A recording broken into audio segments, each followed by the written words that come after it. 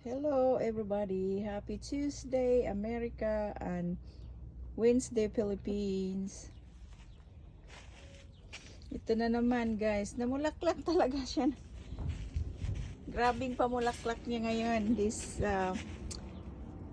year, oh. Namulaklak siya. Lahat ng roses ko guys, puro bulaklak. Ito na naman, mag-start na naman tayo. Tapos na yung holiday namin dito. Kahapon dito Monday is a Memorial Day kaya wala kaming pasok. Ngayon pasok na naman ulit. Trabaho na naman guys. Oh, ito ng mga beautiful roses ko na naman. Hindi sila nawawala ng bulaklak this year talaga. Dahil siguro nilagyan ko silang mga vitamins. May nakalagay yung mga vitamins nito. Pero ito talagang maganda ngayon. Ang ganda niya guys. Magkasing ganda sa nag-video. Kakatawa. Ito yung mga aloe vera ko, ang dami na. Ito yung grapes namin, oh, naghang na, oh. Daming bunga, oh. Dami na niyang bunga. Ito na. Ito. Nilagyan namin ng upuan sa ibaba at saka table para daoy. Dito kami nakaupo. Ito yung plums namin. Ito yung tingnan mo, nakahang sila guys.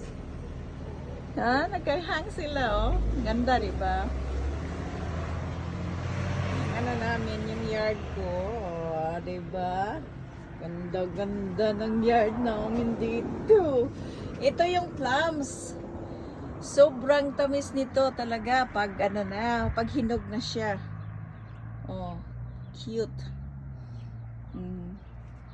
Ito, ang dami na rin yung bunga. Ito yung figs. Figs namin, not pigs for lechon ha.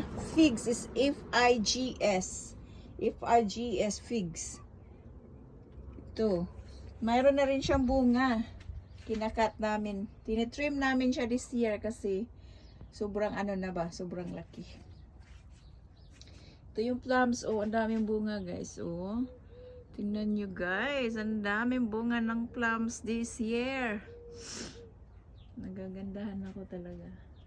Ito yung paboritong prutas namin. Ito yung persimmon. May mga bunga na rin sila. Ito yung kalamansi ko. Kailangan na siyang itrim ang kalamansi dahil sa sobra ng taas. Oh, hindi mo na maabot-abot yung bunga.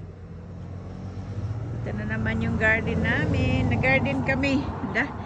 Ang dami kong napatubo na seeds, so hindi namin alam kung saan namin ilagay. Wala kaming room. Ito yung lemongrass ko, kailangan siyang itrim. Kasi sa sobra na niyan dami. Oh. Ito yung nectarines. Ewan ko. Nectarines man siguro. Ito yung nakalimutan ko pangalan. Parang hinog na yata eh. Diba? Simple yard lang pero I really like it. Para na kaming nasa jungle nito. Yan. Ito yung green beans. Yan. Alright guys, thanks for watching. Bye for now.